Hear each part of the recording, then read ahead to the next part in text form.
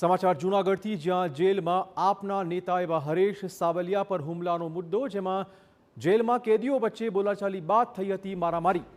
હરેશ સાવલિયા અને સાગર ચાવડા વચ્ચે થઈ હતી મારામારી। જેલ અધિક્ષકનું આવ્યું છે નિવેદન। સમાજ વિરોધી નિવેદનો મુદ્દે બોલાચાલી બાદ થઈ હતી મારામારી। ઇજાગ્રસ્ત કેદીઓને તાત્કાલિક પોલીસ જાપ્તા અંતર્ગત સિવિલ ખસેડાયા છે। પોલીસ ફરિયાદ દાખલ કરીને કડક તપાસના આદેશ પણ હવે આપી દેવાયા છે।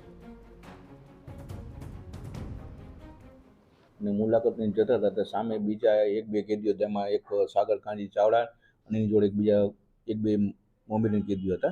एटले वचमां आ लोकोए शुं थयुं अमारा स्टाफने मने पूछता एवुं लग्युं कि आ लोको वचमां अचानक बंने जणा झगड़ी पड्या એટલે स्टाफ दौड़ीने भाई छोड़ायो एने अने स्टाफ छोड़ीने दौड़ीने सीधा ने सिविल डॉक्टर पासे लई गया।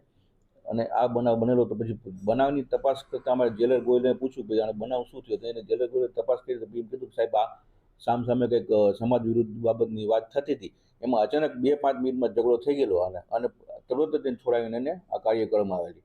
ત્યારબાદ જેલના મેડિકલ ઓફિસરે તપાસ કરતા એ બંને એમ કીધું અમે સામસામે અમારે ફરિયાદ કરવી છે અને અમને ઈજાઓ થઈ છે નાની મોટી, તો એને જેલના મેડિકલ પોલીસ જાપ્તા સાથે અને સિવિલ હોસ્પિટલમાં મોકલવામાં આવેલા।